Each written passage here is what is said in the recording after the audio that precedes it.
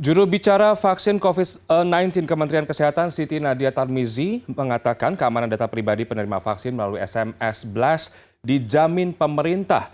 Pengelolaan dilakukan berdasar peraturan dan perundang-undangan sesuai keputusan Menteri Kesehatan, Menteri Kominfo nomor 253 tahun 2020. Ya, notifikasi pemberitahuan vaksinasi melalui SMS ini akan kami informasikan sesaat lagi. Namun sebelumnya, akhir-akhir ini beredar pesan di media sosial yang menyebutkan bahwa vaksin COVID-19 Sinovac mengandung bahan-bahan dasar berbahaya. Di antaranya adalah jaringan kerah hijau Afrika, virus hidup, hingga formalin. Dan jubir vaksin COVID-19 Bambang Herianto pun menegaskan informasi itu adalah hoax. Media sosial dihebohkan dengan informasi terkait vaksin COVID-19 Sinovac. Dalam pesan berantai disebutkan vaksin Sinovac mengandung bahan-bahan dasar berbahaya. Salah satunya jaringan kerah hijau Afrika atau Verocell.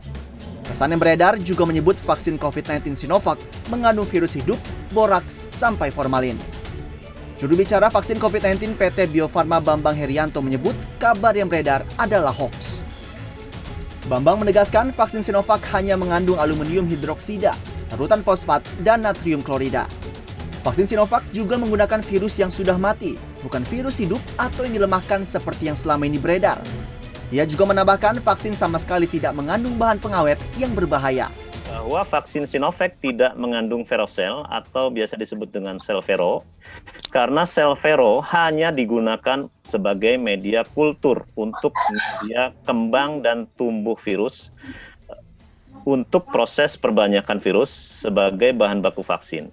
Kalau tidak ada media kultur, virusnya tentu akan mati dan tidak bisa digunakan untuk pembuatan vaksin.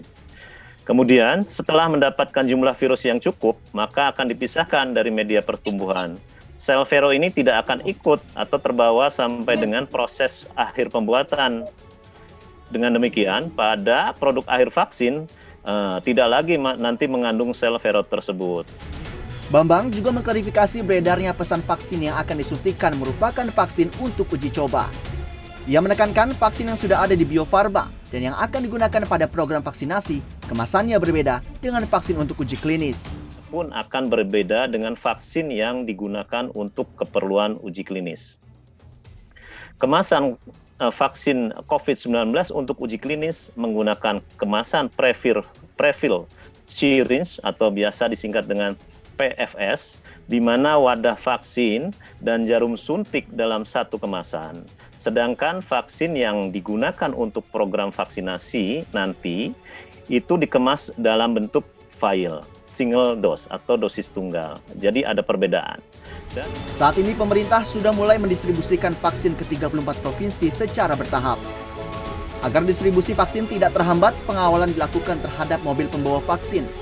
Selain puskesmas, rencananya vaksin juga akan didistribusikan kepada 2.500 rumah sakit dan 30.000 badan vaksinator yang tersebar hingga pelosok tanah air.